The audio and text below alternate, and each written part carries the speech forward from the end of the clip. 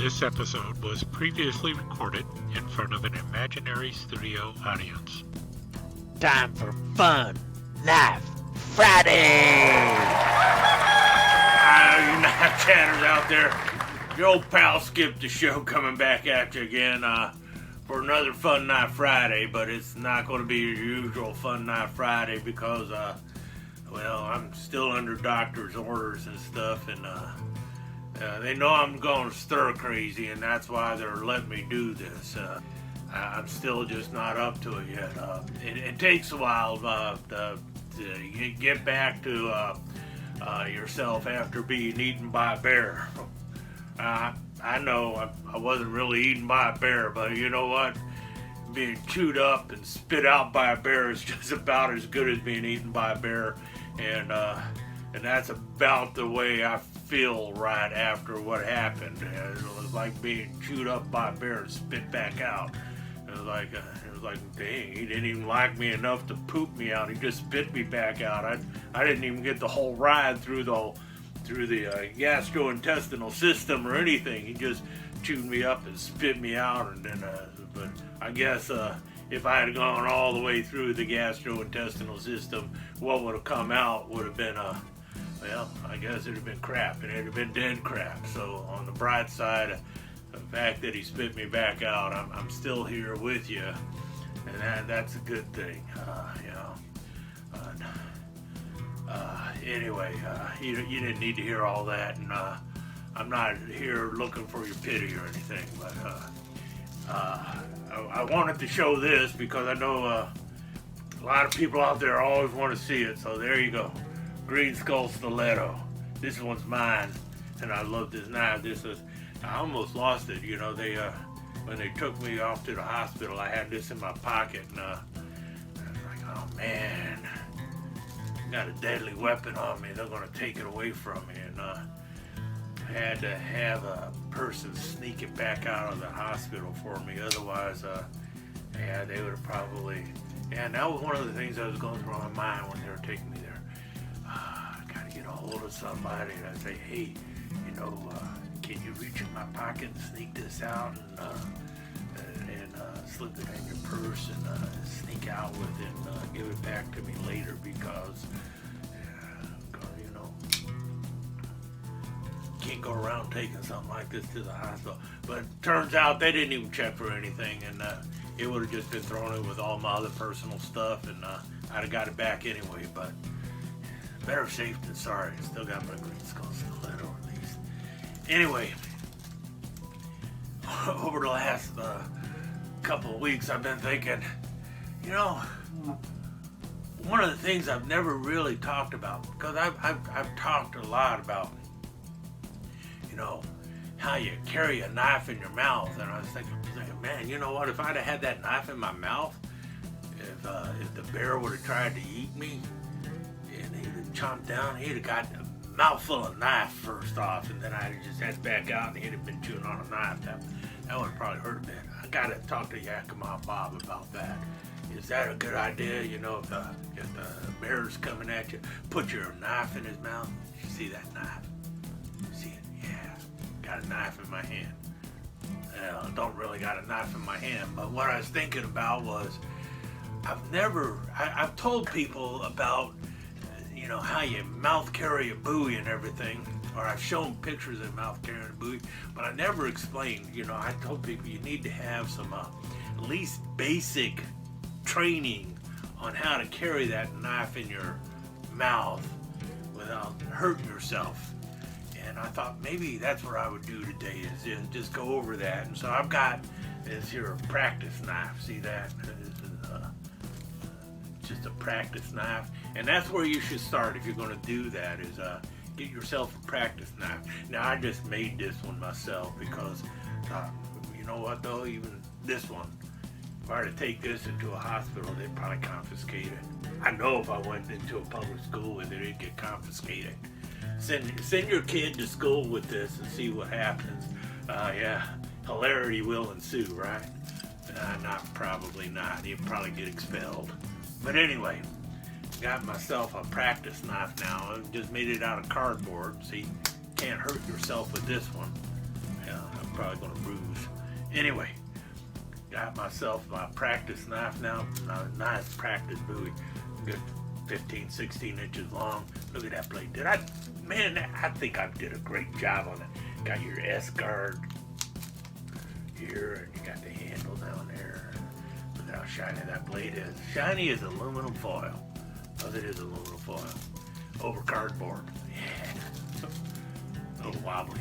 But anyway, it's perfect knife for showing you how to learn how to knife carry or mouth carry your buoy. And first thing you want to do is find the balance point. And it's usually going to be somewhere around the guard. Now, if you got a really long blade, it might go out further. And that's where it's really important to find out where that balance point is on the blade. Now, if it's a really long blade, that balance point might be way out there. But typically on a shorter one, like this one, like a 16, 17 inch buoy, that balance point is usually going to be about an inch behind or an inch in front of the guard there. Now what you're going to want to do is place your mouth as close to the balance point as possible. That's the important part, because you want to make sure that you have an equal amount of weight on both sides of the blade, because if you bite it way out here, it's gonna go, you know, and you don't want that. You want the blade balanced in your mouth so that when you're running or something, you got a good control on it. But really, you shouldn't run with the knife in your mouth either, you know. But now when it's a shorter blade, it's going to be hard, because look, if the balance point is right here, which is here, you're going to have the guard in your mouth. You don't want the guard in your mouth. So what you're going to want to do is move your mouth as close to the guard as possible, and then bite down on it. And then you can carry the knife in your mouth. Then you can carry the knife in your mouth.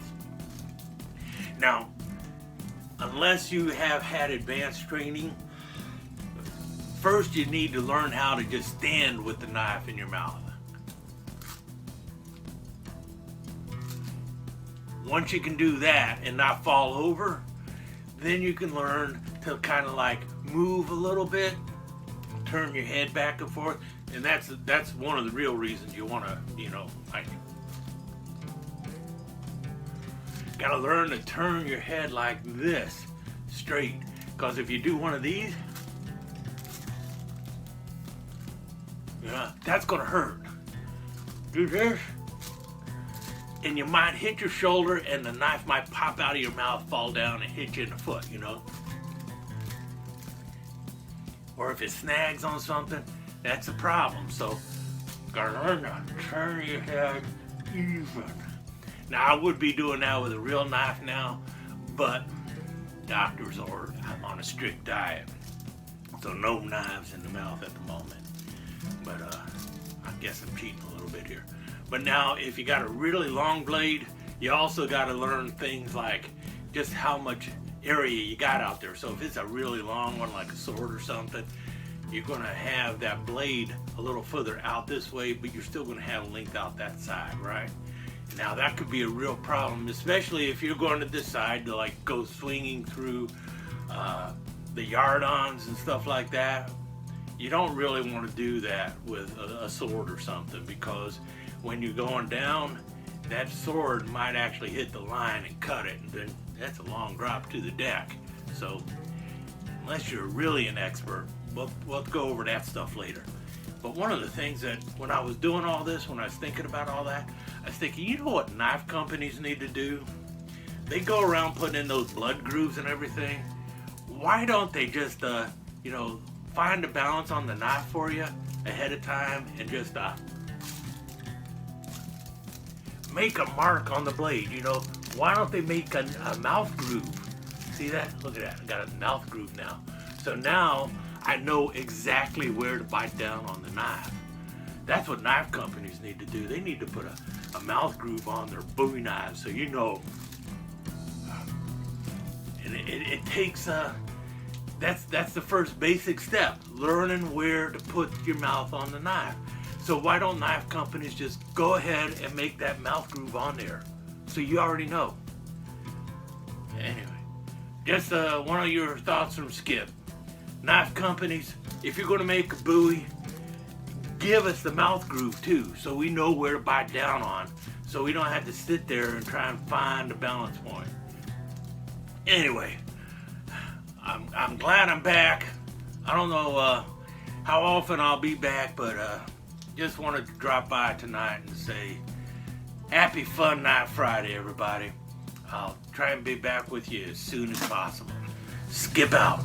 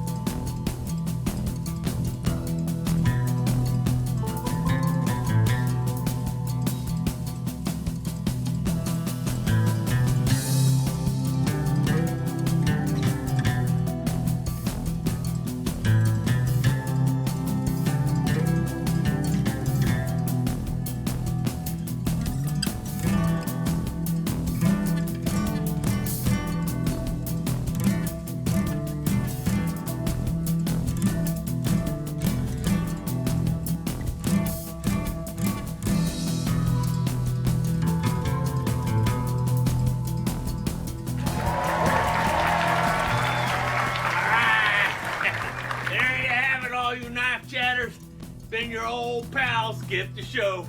Another Fun Night Friday in the books. Remember, if your night's not fun, you're doing it wrong. Skip out. If your knife's not fun, you're doing it wrong, and Skip out are registered trademarks of Skip DeSheau Enterprises. This has been a Cat Production presentation. All rights reserved.